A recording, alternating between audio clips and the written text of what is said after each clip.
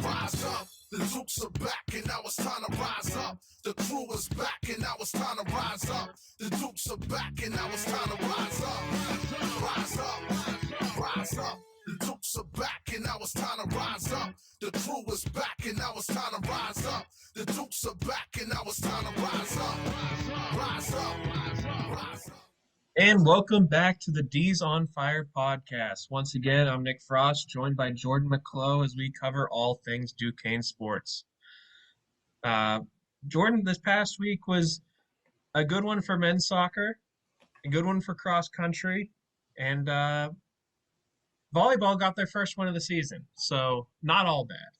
No, not all bad. Definitely a good start. The men's soccer team just seem unstoppable at this point. Yeah. They pitch another shutout, winning their latest game 2-0.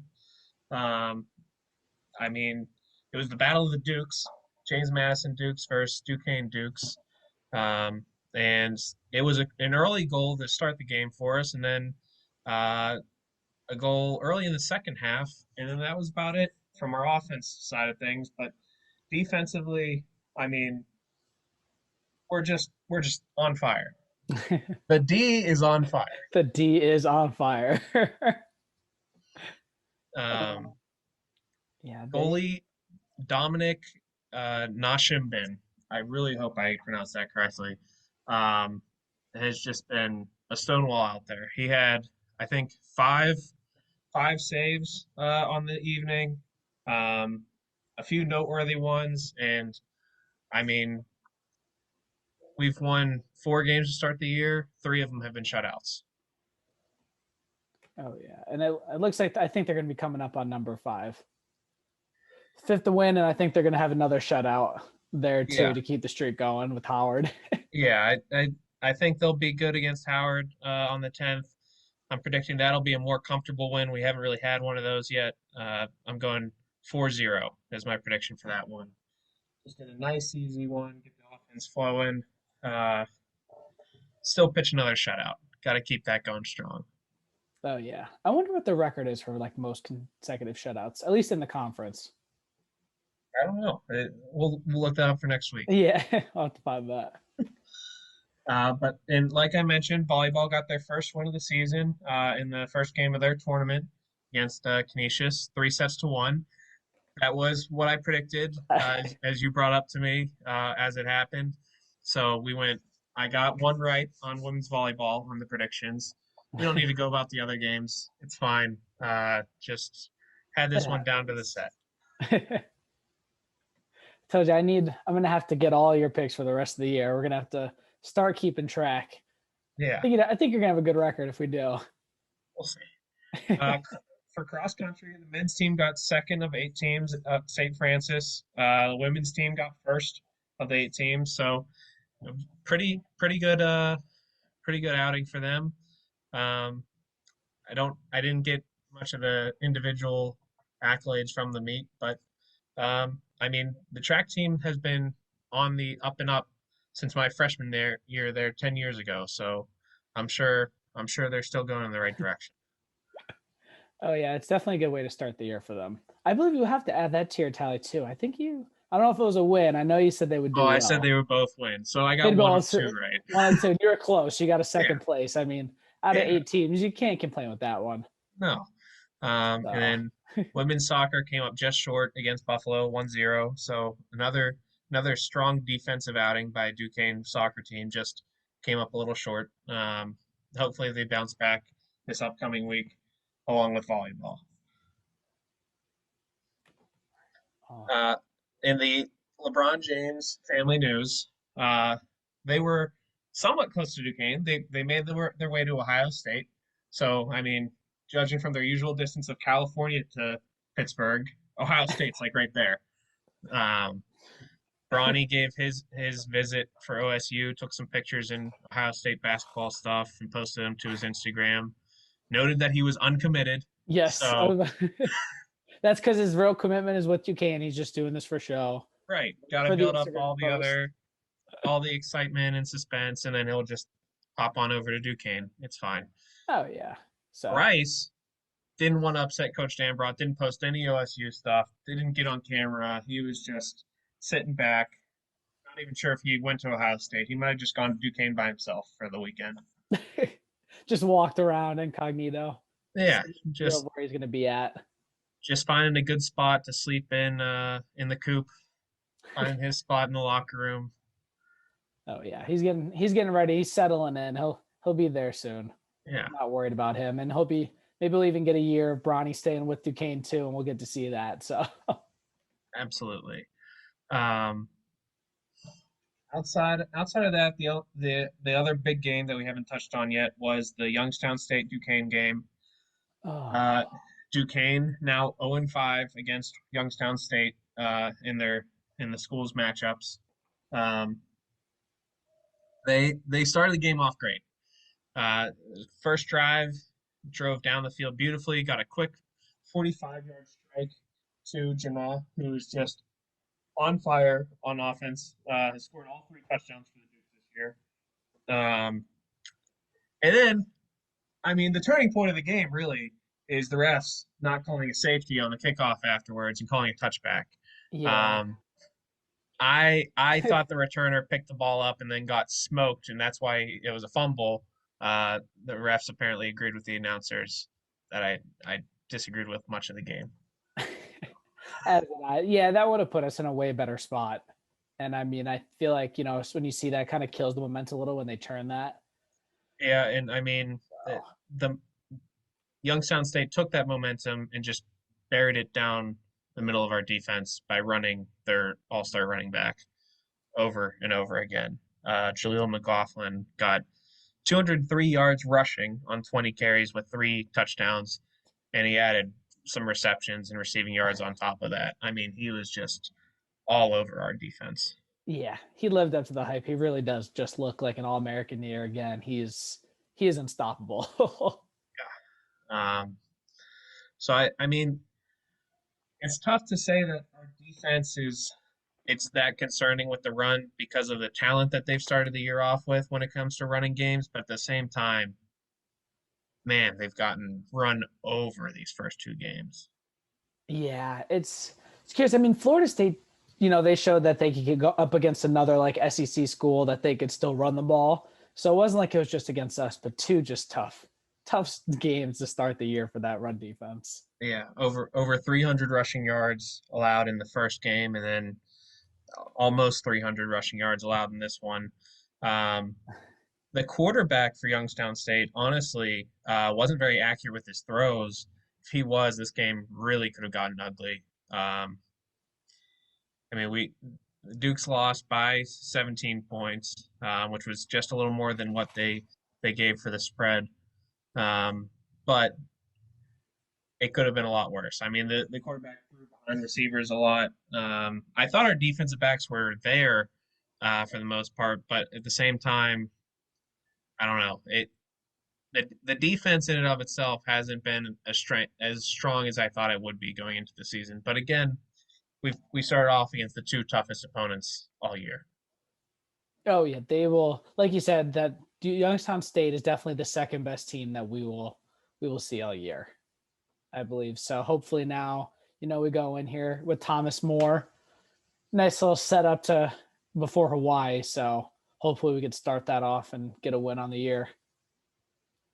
Yeah, the offense, I mean, our running game hasn't looked great. Similar issues, I think, where we've just been overmatched. The O-line had some turnover this offseason, lost 2 main guys on the offensive line, and we had 25 carries for 51 yards against Youngstown State, and that was similar yards per carry against Florida State.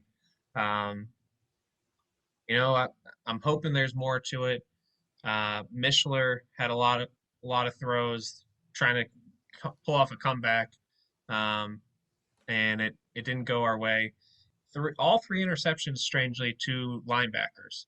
I don't know if it was just a consistent issue reading the defense or if the linebackers were just making incredible plays, but it seemed like 2 of them he just missed the linebackers being there. Yeah, and that's usually the case too. I mean, from firsthand experience too, quarterbacks. I mean, all those to the linebackers. He just has to probably just not settling in there. Hopefully, feels a little more comfortable and we'll be able to watch the film and be ready for this week. So we Yeah. know he has it in him. Yeah, and it might have just been timing routes where you know the timing, you look one way and then you fire because you know the slant route's coming and the linebacker was just there in the right spot. Um, so that was the lone bright spot I thought offensively was Janah for the most part. He sort of got a stinger after he scored his second touchdown. He ended up with over 100 receiving yards. We also had Dwayne Menders Jr. eclipse the 100-yard mark. It was the first time two Duquesne receivers have been 100 yards or more in the same game since 2019. So it's been a Oh few wow. years. So that's somewhat promising. And Menders, I mean, preseason we were thinking Isabella was going to be the main receiver, and he's now looking like he might be number 3 on the depth chart. So a lot of talent at wide receiver for the Dukes this year. Oh yeah. So I mean that's always good. The guy you think is going to be number 1 ends up being number 3. So we know we have the depth there. So just got to get the passing game going and spread it around, see what he has. But I know they'll turn it around as the year goes on. So Yeah, yeah. and I referenced the announcers annoyed me a little bit throughout the game, but they did compliment the Dukes at the end. Said they looked much more prepared, much improved since the last time the teams played. I think that was 2019 as well. So there is some progress there, I guess. Um, and I will say this about the defense: it hasn't been consistent pressure every passing play, but there's a lot of potential there for getting pressure on the quarterbacks and getting sacks with Todd Hill, Rizzo, Ty Howard. It seems like they're getting to the quarterback a lot over the first 2 games against great competition. Oh yeah. No, they like you said, there's definitely some bright spots, things to work on. Hopefully they could take those positives the next week, forget the rest and start off this next week with the win of Thomas More. Yeah, and I mean, if you need a get right game after 2 tough teams, this looks like our get right game. Yes. This is hopefully the game for them to kind of be able to show the run game, the pass game, the defense, just kind of get ready for Hawaii the week after. So And to all of our listeners out there who are asking who is Thomas More College, I've got some breakdown of some information for you. They're located in Crestview Hills, Kentucky. They're part of the National Association of Intercollegiate Athletics, a college athletics association for smaller colleges and universities in North America. On July 13th, they announced that they've been granted provisional membership to the NCAA Division II, making them the only Division II university in Northern Kentucky / Greater Cincinnati region. There are some Division I schools, obviously, in that area. Cincinnati University being one of them, Xavier being another. Their coach, Chris Norwell, is in his first season as head coach. He's been a longtime assistant coach and defensive coordinator for the school, and they they were 5-5 last year in the 10 games they played. Their best win, from a number standpoint, was 73-28, and their worst loss was a 47-0 shutout. So they had really high highs last year and really low lows. I'm hoping, unfortunately for them, that this week will be a low in their season. oh yeah. I mean, that is just that's stuff you don't really see. A 73-28 win and then getting shut out and losing by 47. So hopefully we can give them some of that, pitch a shutout, and get that momentum going. I mean, even especially with our run defense, the way it's been slacking. Like you said, this is the game to warm up. I mean, their leading rusher last year had 500 and some yards, 421. I'm sorry. So I mean, this is this is the game. Yeah, in 10 games, he led the team with 5 rushing touchdowns and 421 rushing yards. So, if we can hold him to under 42 rushing yards, Or I'll feel okay. yes. And their leading receiver last year, who is returning, Rokes Dowdy, he was second on the team with 532 all-purpose yards. I'm guessing they had some really big returns based off of the all-purpose yards. But Dowdy had 505 receiving yards last year in the 10 games, so about a 50-yard average. Against Southeastern University, he had two catches for 120 yards. So, I mean, you take that game away, now it's 9 games with 390 yards receiving or so. So, you know, I feel like the defense can make a turnaround here. Oh yeah, I agree. I would love to see a shutout or something, but even just 40-7, somewhere in that area, just to boost their confidence Yeah, for the I rest of view this this game season. as similar to how Florida State probably viewed our game, where, I mean, you want what was TJ Pinger? He wanted to see the shutout. He wanted to see that happen more so than putting up an incredible amount of points. Obviously, you'd like both, but I agree with him after seeing our struggles defensively against two top programs in college football at their respective levels. I'd really like to see our defense get right this game. Oh yeah, I agree, 100%. I've definitely seen a shutout because yeah, we need to see that moving going forward, especially with another FBS school right after that. We will definitely need the defense. And similar to Florida State, I feel like because they had Jackson State the year before, so that hurt our chances of catching them sleeping going into this year's game. I feel like because of our two losses to start the season, Thomas More is not going to have us sleeping. The boys are going to be ready. They want to win bad at this point. Yeah, they have to come into this game as they're playing one of the best teams. This can't be an overlook. They have to start out strong and build that momentum. Because if not, I mean, you never know what could happen. So, Yeah, and that's the last thing we need. I want to see a 21-0 score at the end of the first quarter at least. That's what I want to see. A quick start and just keep hammering it after that. Um, so that's our expectations for our game against Thomas More College for football. The other news that we just missed out on last time, the men's basketball schedule was released and the women's basketball non-conference schedule has been released. So we can touch on those two items. The interesting tidbits from the men's basketball schedule. There's only one away game in the non-conference portion of their schedule, and that's Kentucky for the Kentucky tournament. As of right now, the schedule is listed that the other two Kentucky tournament games will be hosted by Duquesne at home, which doesn't make much sense to me. So maybe there'll be neutral site games. I'm not sure. But yeah, that's the only true away game on their entire non-conference schedule. And I don't really know if that's a good thing or a bad thing. I mean, I know we had a tough time last year, so it's good at least, we're home. We don't have to travel much, kind of play in their home environment, but at the same time, just get preparing, for the road games at those tough stadiums like Dayton and like St. Bonaventure, really missing out. So I'm unsure on how I feel about that just yet.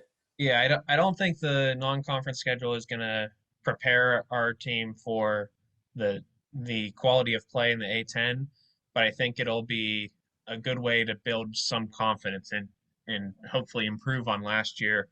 I looked at the rankings from last year. I think it was net rankings. We were rated 298th of the 358 teams last year.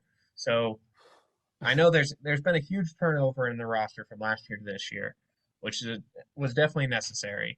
But when I look at that, I say there's no such thing as easy games for Duquesne. No, no, they have to come into this game, every game this year. Just like, again, as they're playing one of the top teams and just fight every time. They can't overlook anybody. So, and hopefully they're able to do that. I mean, it's really going to be hard. I mean, knock on wood, to have a worse performance than last year. Yeah, I mean, non-conference schedule wise, they won a decent amount of games, not against the most difficult competition. And then once we had conference play, it was all downhill.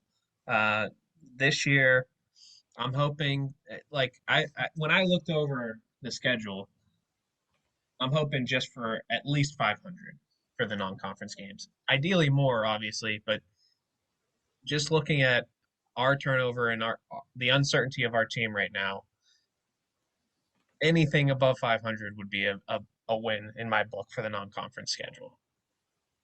Yeah, I feel the same way. They have to hit at least 500. I mean, Dan Brought's record too with non-conference games is definitely a lot better. So hopefully that translates over. Maybe even see 8-12. I know it's a little optimistic, but who knows? They get things grooving early, so they can kind of get on a roll. Yeah, and like I alluded to earlier, there's been a lot of turnover. It's tough to really read what the actual talent level of the team is going to be this year. Um, it could it could be that they gel and they prep really well in the off season, and they are a team that can win 10 of the 12 non-conference games. I mean, we don't even know two of the opponents because of the Kentucky tournament being TBD teams at the moment, but we know we're playing UK, and Yeah. that's one of the losses I'm predicting. I'm going to go out on a limb and say that that's probably going to be a loss. Yeah, it's safe to say we could chalk that one up as a loss. So that's okay. And then the conference schedule starts right before the new year. We have Dayton at Dayton on December 28th. Hmm. I mean, Dayton fans they're gonna fill the gym. They do it every game, every year. They're they're probably one of the most dedicated fan bases in the A10. Um, No, yeah, and they it and to start there in a year where Dayton's probably the preseason favorite to win the conference. Um, yeah, it's a rough first game in the conference. Oh yeah, especially potentially that they could start this season in the top 25, Yeah. if not get there early. So I mean, this is a year for them that, even more so that they're going to really be showing out. So that is a tough way to get started for our conference schedule. Yeah. Then after that game, we have a game that I think will be a lot more competitive in uh, our home opener for conference play, New Year's Eve against Rhode Island. I'll probably be there. Not gonna lie, probably show up at the game, rooting them on. Um, hopefully, that's one of the wins in conference play. After looking at the conference schedule, I mean, there's 18 games for our conference schedule right now. Hopefully, none are canceled. Um, my goal is to win 8, like not even like the bare minimum for me is below 500 in conference play. We've got Dayton, VCU. Uh, we play Fordham twice, so that's 2 hopeful Richmond, wins. yeah, we have We've Richmond got and St. Joe's. we've got Loyola, who I mean, they're coming from a weaker conference, but they were a top team in that conference. It's going to be interesting to see where they fit in. We played Davidson twice this year, I believe. Um, so there's a lot of good teams in the A10. St. Bonaventure, St. Louis, uh, St. Joe's. I think we played twice. Um, so there's some games that I can see us winning. There's some games Uh, it's gonna take a massive improvement, obviously, from last year to this year to get me believing that we'll do well in conference play. Um, I think we can do a lot better than last year, which was 1 or 2 wins. But it's it's going to take a big improvement to get up to the level that we were at a few years ago when we were thinking top 4 in the conference. oh yeah, 100%. But we could, I mean, this year we should definitely do better. I said we can't really have a worse year. There's a lot of games that they could win that can go both ways. So, but I'm pretty confident in around the 14 win mark for the year, pulling out 7, maybe 6 wins in the conference. I'm still unsure. I'm very hesitant with the conference play. Yeah, basically from last year's expectations, 14 wins would be like the bare minimum, I think, for a successful season. I don't know. I honestly don't know what that would mean for Dan Brought's future if we go 14-16 this year. Um, so that is an interesting thought because like even looking at this and thinking, all right, we're better than last year, but how much better? To keep him as the head coach for Duquesne, I really wonder what our team needs to do. Yeah, That's a tough one, especially with them just bringing in Drew Joyce. Like, to me, that almost signals that, hey, we're just we're warming up the seat here for the transition. I mean, I think the only way he can really stay is they got to push 18 wins maybe on the year, getting up there somewhere, because it has to be a big improvement to show, especially going into a sixth season.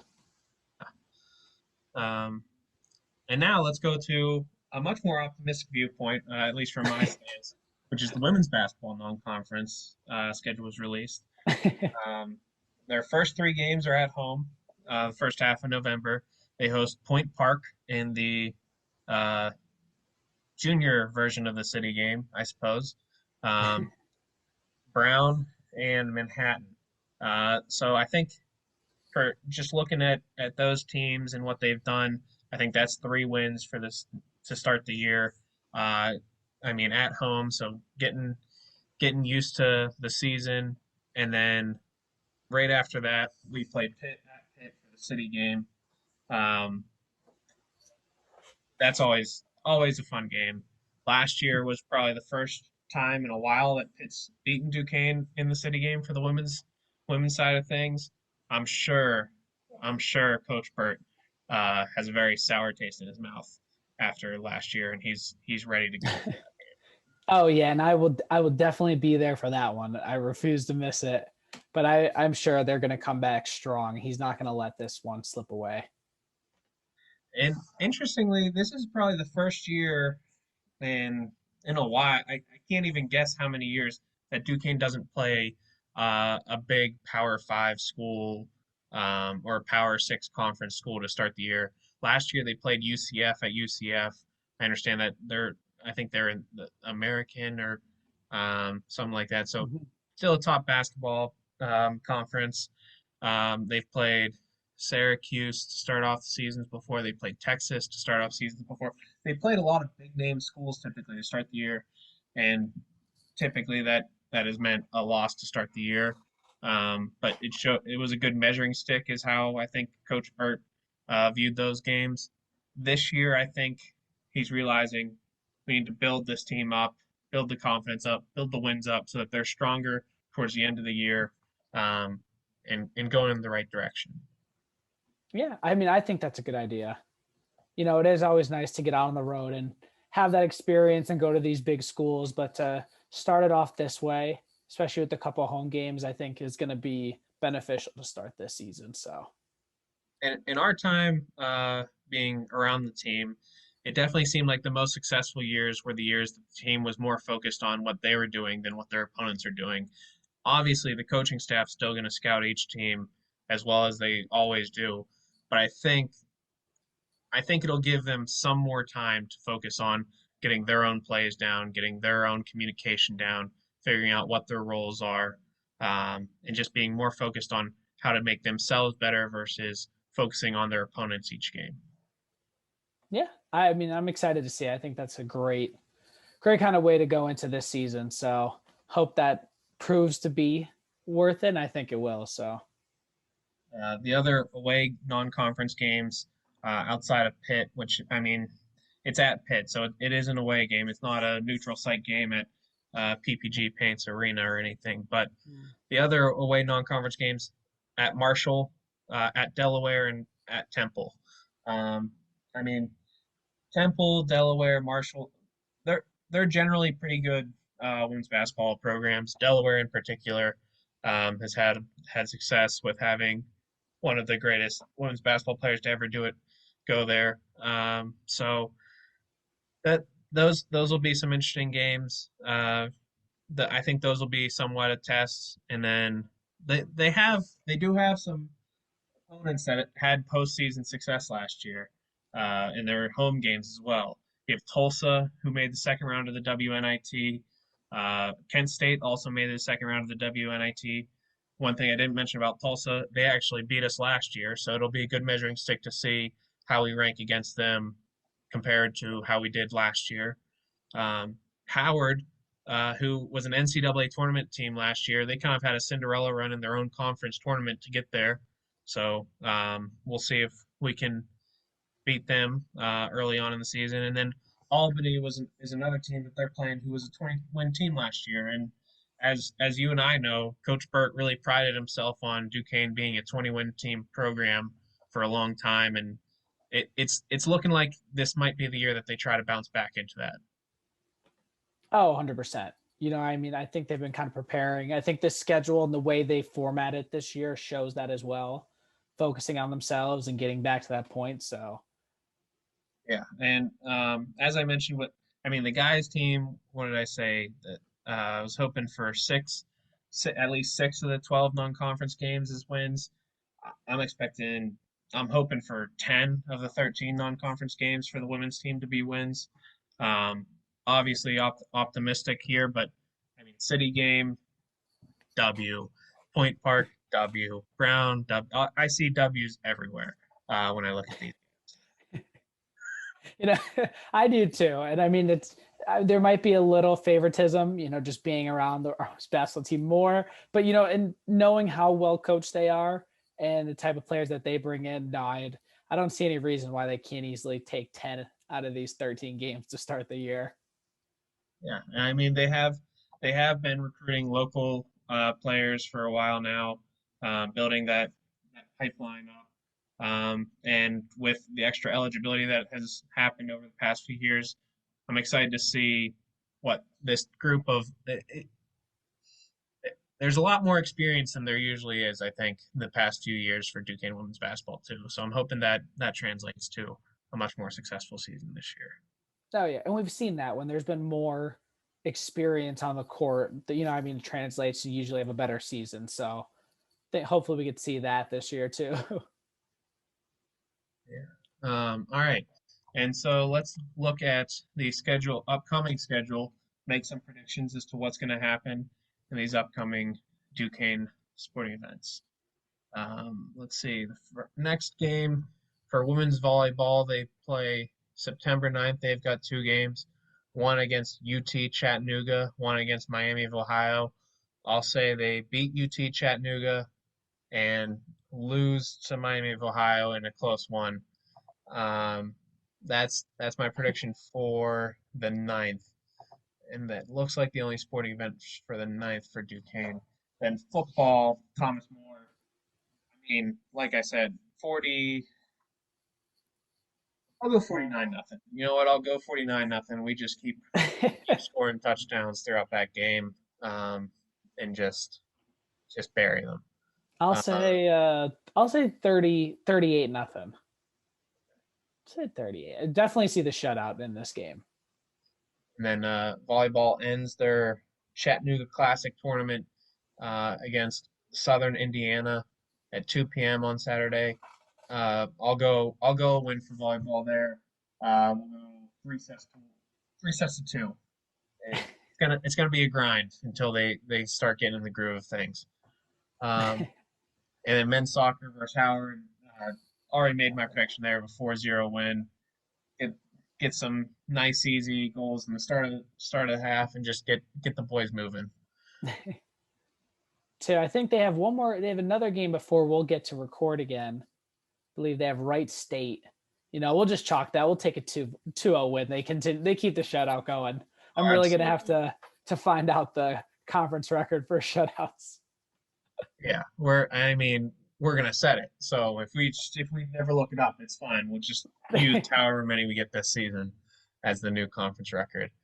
And then we will be back before women's soccer plays against Rhode Island at home, 7 p.m. start time. So we'll touch on that next week. And then cross country also has their meet next week as well after we record. So we'll touch on that next week as well. And it looks like the men's are having an invitational at Robert Morris. The women's are they have half. Looks like it's split. Looks like half of the team will be in South Bend, Indiana, and half of them will be at Robert Morris. So that'll be interesting to see how that works. Yeah, that's very interesting. Yeah. So all right, and then in a few weeks, tennis starts their season up. So we'll add a new sport to try and cover. Man, Oh man, but soon we're gonna have plenty. I'm gonna have to do lots of research. We're gonna be and while we haven't gone too far into detail, I think we might have to add a guest or two along here to try and teach us some things about some of the teams that we aren't as familiar with. So we'll work on that as well. Hopefully, get some more informed takes on some of these programs. All right. I would love to know more about volleyball. Yeah, and I mean, the teams itself, like we know what men's soccer is doing well. We know they're unstoppable and defensively great. But if we could get comps to some more famous teams or more famous players, just to give a better picture of like what the play style is, who the stars are, I think that'd be a good thing to do. Yeah, that'd be really interesting. All right. And in other Duquesne news, just to wrap things up, the School of Law has a new name after a very generous donation by Thomas Klein, famous attorney based out in Philadelphia. Huge news for the university, huge amount of money going their way to improve the campus and school, and hopefully bringing more academically and more national recognition, which could build up the sports programs even more.